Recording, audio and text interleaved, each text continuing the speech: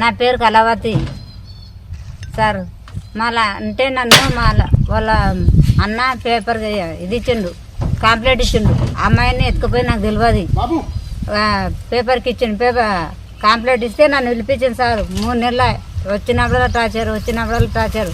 ఏమన్నాడు, అమ్మ నీ కొడుకుని తొలకరంటే లేదు సార్ నాకు తెలియదు అంటే సార్ కొట్టిండు.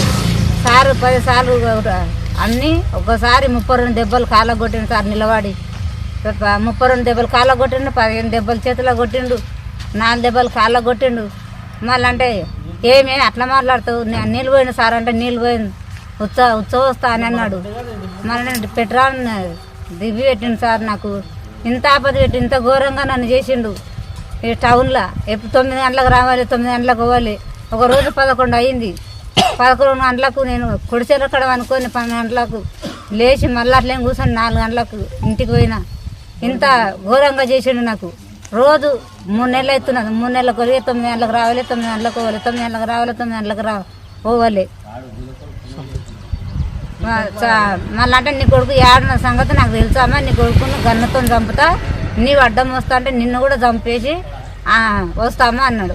అంటే చంపేసి సార్ నేను సంతకం చేస్తాను, నీకెప్పుడు అట్లా ఇది ఉన్నదో చంపేసి నాకు రేపు పేపర్కి సార్ అంటున్నాను. నేను సంతకం చేసి ఇంటికి వెళ్ళిపోయినా. చెందిన కళావతి అనే మహిళ వాళ్ళ కొడుకు నరేష్ అనే అబ్బాయి ఒక అమ్మాయిని లేపకపోయిన అనే విషయంలో బసిరాబాద్ ఎస్ఐ ప్రతిరోజు 3 నెలల నుంచే ఆమెను తల్లిని పిలిపించి చిత్రహింసలు పెడుతుండని చెప్పి, అదేవిధంగా ఆమె పైన అవమానిషంగా కాళ్ళ మీద నిలబడి దాడి చేసి కొట్టడం జరిగింది.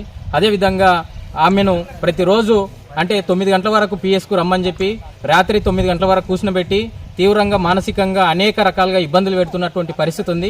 ఏదైతే కొడుకు లేపకపోయిండు, ఏదైతే ఆమెకు తెలియదో ఆ రోజు ఇంట్లో లేకునేదంట. వాళ్ళ కొడుకు వేరే అమ్మాయితోని ఆల్రెడీ పారిపోవడం జరిగింది. ఆ ఘటనలో ప్రతిరోజు పిలిపించి తీవ్రంగా మానసికంగా ఆమెకు ఇబ్బందులు పెడుతున్నటువంటి పరిస్థితి ఉంది. అదేవిధంగా కొట్టినటువంటి పరిస్థితి ఉంది. కాబట్టి ఈ విషయంలో పైన డిఎస్పీ కానీ ఎస్పీ కానీ వెంటనే ఎస్ఐ పైన విచారణ చేసి కళావతికి అంటే న్యాయం చేయాలని చెప్పి ప్రజా సంఘాలుగా డిమాండ్ చేస్తున్నాం. ఇప్పటికీ స్వాతంత్రం వచ్చి 75 సంవత్సరాలు వచ్చింది. ఇప్పటికీ ఇలాంటి మహిళల పైన అనేక సంఘటనలు జరుగుతూనే ఉన్నాయి. నిత్యం పేపర్లలో టీవీలలో వస్తున్నటువంటి పరిస్థితి ఉంది. షాద్నగర్లో గిట ఆ ఘటన ముగకన్నా ముందే ఈ రకంగా మన మారుమూల ప్రాంతంలో ఏదైతే బసిరాజ్ మండల్లో ఈ రకంగా ఎస్ఐ ఒక మహిళను స్టేషన్కు పిలిపించి చిత్రహింసలు పెట్టి కొట్టడము, దౌర్జన్యం చేయడము, గన్ను పెట్టి కాల్ చేస్తా అని చెప్పడము, అక్రమ కేసులు కడతా అని చెప్పి బెదిరించడం, అంటే తీవ్రంగా బెదిరింపులకు పాల్పడుతూ ఆమెను తీవ్రంగా ఇబ్బందులు పెడుతున్నటువంటి పరిస్థితి ఉంది. అందుకు ఆ కళావతికి న్యాయం జరిగేంత వరకు తప్పకుండా ప్రజా సంఘాల ఆధ్వర్యంలో డిఎస్పీ ఆఫీస్ ముందు కానీ ఎస్పీ ఆఫీస్ ముందు పెద్ద ఎత్తున ఆందోళన చేస్తామని చెప్తూ ఆమెకు న్యాయం జరిగేంత వరకు ప్రజా సంఘాలుగా ఆమెకు అండగా ఉంటాం, పోరాడతాం. ఇలాంటి అధికారులను తక్షణమే వాళ్ళపైన విచారణ చేసి వెంటనే చర్య తీసుకొని సస్పెండ్ చేయాలని చెప్పి ఎస్ఐని ప్రజా సంఘాలుగా డిమాండ్ చేస్తున్నాం. కళావతి అనే దళిత మహిళ పైన స్థానిక ఎస్ఐ అకారణంగా దాడి చేయడం, కొట్టడం చాలా దుర్మార్గం. ఎందుకంటే ఒక మహిళను కిడ్నాప్ కేసులో వాళ్ళ కొడుకును కేసు చేసినటువంటి ఎస్ఐ విచారణ పేరుతోటి తల్లిని నిలిపించి ఈ విధంగా ఒక మహిళను చూడకుండా కాళ్ళపై నిలబడి బెల్ట్తోటి కొట్టడం చాలా దుర్మార్గం. ఈరోజు ప్రభుత్వమే, ఎస్పీ గారే కొన్ని నిబంధనలు చెప్తా ఉన్నారు. ఏమని అంటే ఫ్రెండ్లీ పోలీసుగా ఉండాలి, బాధితులు ఎవరు వచ్చినా ఫ్రెండ్లీగా మాట్లాడి విచారణ చేసి న్యాయం జరిగే విధంగా, బాధితులకు న్యాయం జరిగే విధంగా చర్యలు చేపట్టాలని అనేక సందర్భాల్లో చెప్తున్న పరిస్థితి ఉన్నది.